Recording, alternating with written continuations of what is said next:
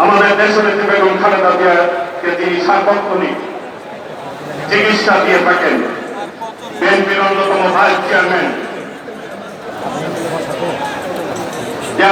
সাবেক মহাসচিব জনতা doctor A K M. Zahid Hossain এ পর্যায়ে বক্তব্য রাখবেন।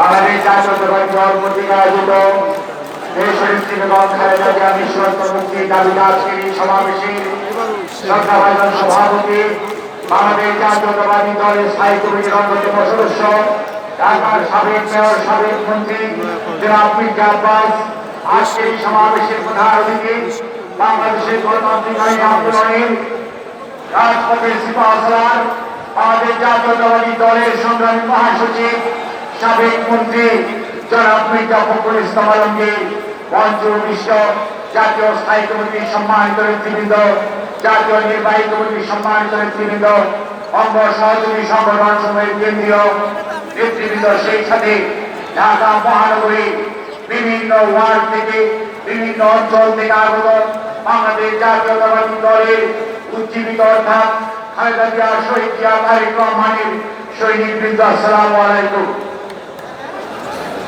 আমরা আজকে এমন একটি সময়ে এই সমাবেশ, যে সময় দেশনেত্রী বেগম খালেদা জিয়া এই মুহূর্তে একটি হসপিটালে চিকিৎসাধীন আছেন।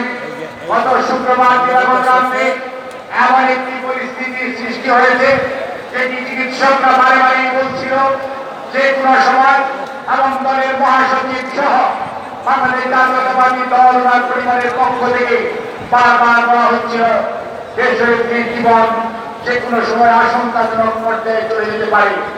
তখন এই সরকারে অনেক মন্ত্রী, অনেক নেতা, অনেক ধরনের আমাদের সাথে মিডিয়ার সাথে এমন কথা বলছিলেন, ওষুধ নয় তেমন অন্য কিছু।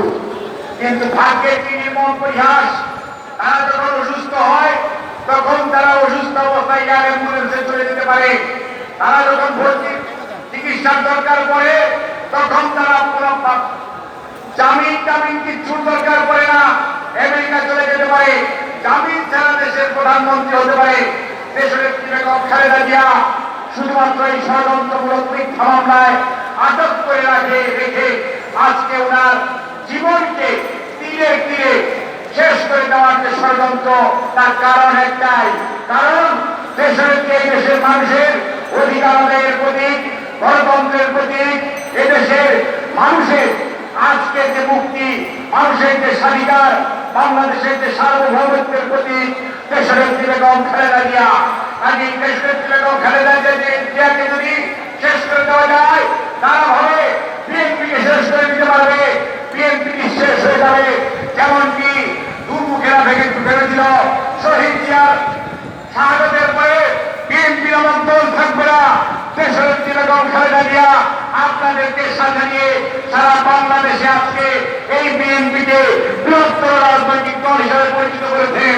কাজেই আজকে দেশনেত্রীর এই স্বাস্থ্যের এই অবস্থায় আপনারা, আমরা যারা কথায় কথায় বলি আমরা খালেদা জিয়ার সৈনিক, জিয়াউর রহমানের সৈনিক, তারেক জিয়ার সৈনিক, আমাদের আজকে ঐক্যবদ্ধ হওয়ার প্রয়োজন, আজকে শপথ নেওয়ার প্রয়োজন।